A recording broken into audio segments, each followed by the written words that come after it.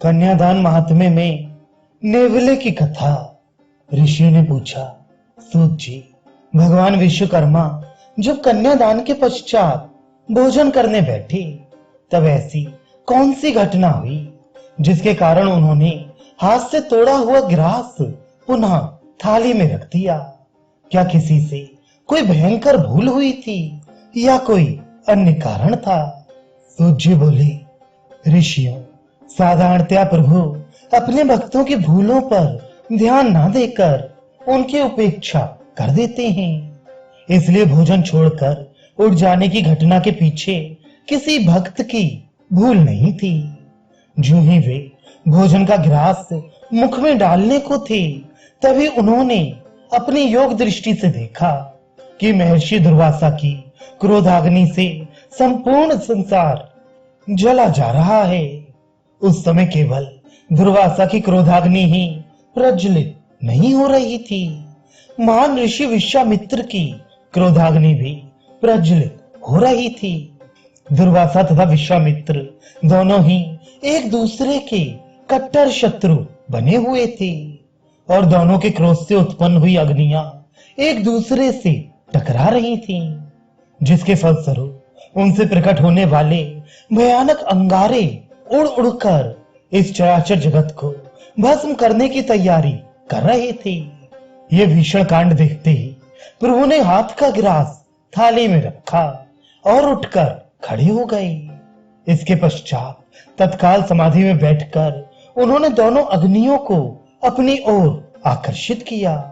जब वे अग्नियां आकर्षित होकर प्रभु के निकट चली आईं, तो उन्होंने अपने दोनों नेत्रों से अग्नियों का पान कर लिया। ऐसा होते ही उनके नासा छिद्रों से जल की 2 बूंदें पृथ्वी पर गिरी। पृथ्वी पर गिरते ही उन दोनों बूंदों ने 2 पुरुषों का आकार ग्रहण कर लिया। इन दोनों पुरुषों को प्रभु ने अपने पुत्रों के रूप में स्वीकार कर उन्हें संसार में महान कार्य करने का दायित्व सौंपा। वह कार्य था उन दोनों महर्षियों द्वारा छोड़ी गई क्रोधाग्नि से जले हुए प्राणियों को पुनः स्वस्थ करना। जब प्रभु द्वारा दोनों अग्नियों को आकर्षित कर उन्हें पान करते देखा, तो दोनों ऋषियों को महान विस्मय हुआ। उन्होंने श्रद्धा पूर्वक उनके चरणों में अपने मस्तक झुका दिए और अपनी भूल के लिए उनसे क्षमा याचना तथा पश्चाताप करने लगे। प्रभु ने उन्हें उपदेश देकर पुनः साधना करके अपने क्रोध को नियंत्रित करने के लिए भेज दिया।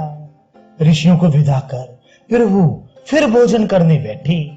भोजन के पश्चात जब वे हाथ धो रहे थे, तभी महर्षि कश्यप की आज्ञा से प्रेरित नेवला वहां आ गया और जहां प्रभु के हाथ से होकर जल की धारा नीचे गिर रही थी, वहां आकर खड़ा हो गया। कन्यादान का फल प्राप्त कर प्रभु द्वारा धोए गए हाथों के जल के गिरने से नेवले का शेष शरीर भी उसी क्षण कंचन का हो गया। ये चमत्कार देखकर समस्त उपस्थित जनों को महान आश्चर्य हुआ। प्रभु ने कन्यादान का महात्म्य समझाकर उन सबके आश्चर्य को दूर किया। सूत जी बोले, हे ऋषियों, कन्यादान की महिमा अपार है। प्रत्येक व्यक्ति को अपने जीवन में कम से कम एक बार कन्यादान अवश्य करना चाहिए।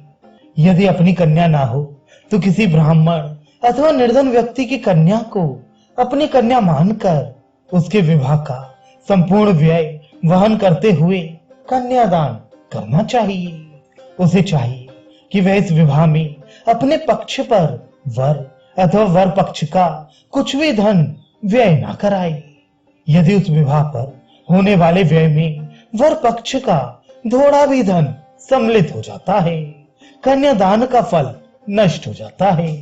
कन्या का दान लेने वाले को भी कन्या पक्ष से उतना ही धन लेना चाहिए जितना वे श्रद्धा पूर्वक सुविधा अनुसार दे सके। उस पर किसी प्रकार का कोई बंधन नहीं होना चाहिए। वर तथा वर के पिता को सुयोग्य कन्या के अतिरिक्त और कुछ भी कन्या पक्ष से दान में लेने की इच्छा नहीं करनी चाहिए। इससे वर तथा वर के पिता को भारी पातक लगता है। ये कहकर सूत जी बोले, हे ऋषियों, ऐसा महान होता है कन्यादान का फल। इसके अतिरिक्त आपको कुछ और सुनने की इच्छा हो तो कहिए।